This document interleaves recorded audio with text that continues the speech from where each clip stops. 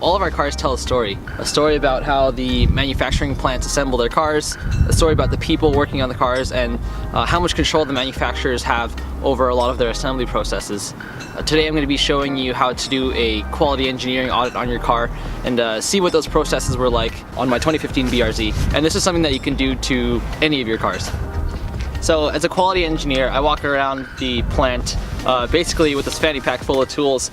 The ones I'm going to be using today would be this. This is a flushness and gap gauge. I've got a feeler gauge, set of feelers, and all of these tools are certified to not scratch or mar the vehicle, and these are what we use in plant. They're not cheap. I dropped one, so maybe I shouldn't drop expensive tools. Today we're going to start with the trunk, and the reason why I want to start with the trunk is because it's a very clear and small indicator of the differences side to side. And something I'm going to reiterate throughout this video is that doing a quality engineering study isn't about one individual gap or flushness. It's about how the car is assembled as a system. So starting with the trunk, I'm going to take a measurement of gap and flushness. So first let's check the gap on the right side. It's about 5 millimeters. And if we move it back to a separate part of the trunk, it's about 4.5 millimeters. This means there's a 0.5 millimeter difference. It's not so bad in the world of quality engineering, but again, it's all about how it works as a system. So you want to check the other side to see if the plant has control over the trunk left and right. So we'll go back to the other side, 3.5 millimeters, and we'll go down here. It's about 3.5 millimeters as well. One thing that you can conclude is that one gap is a little bit bigger than the other, but again, you want to look at the relationship between those two gaps. 1.5 millimeters isn't so big, and if you stand back at the car and take a look at it, you can't really see it that much. So I'd say that's not too bad. That's only one section of the trunk. Now we want to check the bottom of the trunk to see if the relationship is the same. We can check this gap, 4 millimeters, and we can check the gap on the other side as well. This one is 6 millimeters. So the story there is that this is a pretty bad gap. In the world of quality engineering, we call that gap consistency, where you have a very big or small gap on one side and the opposite condition on the other side. So here we have 6 millimeter gap on the right and 4 millimeters on the left.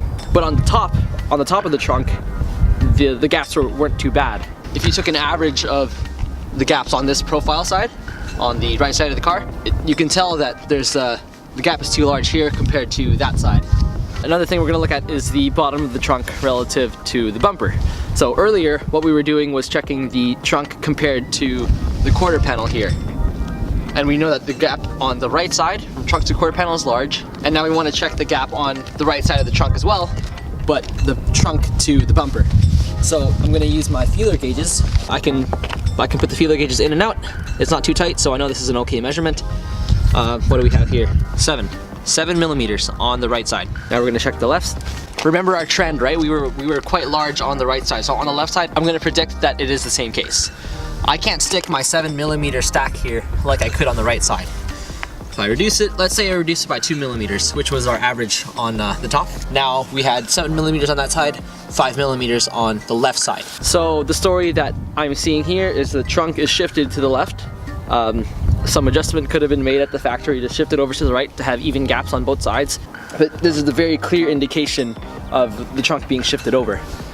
What you might want to check is the relationship between the trunk and the taillight as well. Maybe the tail lamp is out of place in relation to the trunk or the bumper, so we can check that as well. So it's a pretty good measurement. 1, 2, 3, 4, 5.5, and then a quarter and a quarter. So 5.5 plus another half is 6. So 6 millimeters on this side, and maybe I can predict that it might be 8 millimeters on the other side, considering we've been trending with a 2 millimeter larger on the right, but let's take a look. And I was totally right. It's actually more than 2 millimeters. I can add maybe another 0.5 millimeter there. So the gap here is 8.5 millimeters. That just shows you the gap differential is very consistent. The right side clearly has a bigger gap than the left. So now we're going to look at the flushness of the trunk relative to the quarter panel, which would be the body side. And you can see that the quarter panel is proud to the trunk by 1 millimeter. Do we see the same condition? If I take the straight edge, I still have a dip. So the 1mm proud that the quarter panel is consistent throughout the entire length of the trunk. So let's take a look at the other side. It's about 1mm as well. And you could probably take a guess that it's going to be 1mm as well on this side. And no, it's not. It's pretty flush. The flushnesses have a similar relationship as left and right. So this isn't so bad. 1mm subflush on the right side, 1mm subflush trunk on the left side as well, but only at the forward corner. But it's not so bad. 1mm is negligible. You're allowed certain flushness differences in the industry, and this isn't so bad. So on the topic of flushness, we can check again the bottom of the trunk like earlier. It's mostly flush. I'm going to go ahead and call that flush. That's very acceptable. Check the other side, and same thing. Very flush. Take the straight edge. Pretty flush. So overall, the only issue with the trunk is that it's shifted to the left. The difference is 2mm larger on the right side. So maybe if you shifted it 1mm, it would center the trunk pretty well, and you wouldn't have any negative effects on the fitment of the trunk relative to the tail lamp, to the bumper, to the quarter panel, because the gap differential was consistent throughout the entire length of the trunk. Thanks for watching the first installment of my exterior quality review on my BRZ. One thing you should take away from the video is that you don't need the professional level tools that I have. These tools are all certified to not scratch the car. As you can see, I was really rubbing them on the car at some points and I didn't leave any scratches. But the tools that you might get from your local hardware store might not be certified for the same task. So make sure that if you were to try this on your own, be careful not to scratch your car. Also, be sure to subscribe to the channel. I will be adding the rest of the series up, and it's basically just going to be me doing the doors and the entire front end, and it actually gets pretty interesting once I get to the front of my car, so stay tuned for that. Be sure to keep up with the other series I have as well. I've got the EVs Exposed series, which I did have a lot of fun making, and get people talking about EVs. I really like EVs.